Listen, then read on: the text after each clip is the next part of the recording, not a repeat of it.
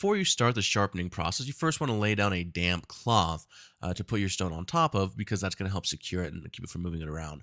Now, this stone has been soaking for about 10 minutes in the water, and you're going to start by finding your angle by intersecting your knife at 90 degrees, halving that, which is 45, and halving that, which is 22. Then you're going to go a little bit further because for Japanese knives, you want about a 16 to 18 degree angle. Now, see how I'm staggering my stance?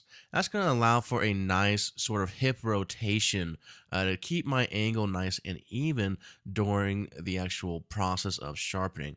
And I'm just going to start at the bolster of the knife and moving up to the tip using long fluid strokes. Now, you can go ahead and wipe off your knife in between, especially as it starts to accumulate some of the grit. Now, see, when I switch to the other side, I'm going to switch up my hands as well. So now I'm holding the handle of my knife with my left hand, and I'm using my right hand as support and to apply even pressure onto the blade of the knife while I'm making that slicing motion up the stone.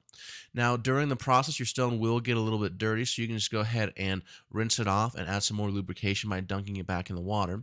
You're going to flip it over and you're going to use the finer side of the stone, and this is going to be more of your sharpening stone, whereas the coarse side that we started on is a little bit more of a shaping stone to sort of knock off and reshape that blade.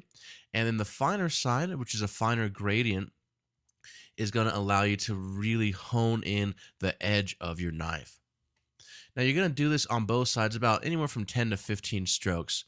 And once you're done, you're going to finish the whole sharpening process by using a honing steel, and you're going to run your knife at about 8 to 10 strokes on your honing steel. Now, it's always very important when sharpening your Japanese knives to use a water stone because an oil stone will actually ruin your blade. It is much too coarse, and it is not the proper stone for sharpening a Japanese knife. If you get through the sharpening process and you realize that your knife still isn't quite as sharp as you want it to be, you can start the whole thing from the beginning using the coarsest setting of your stone, going to the finer edge, and then again finishing on your honing stone.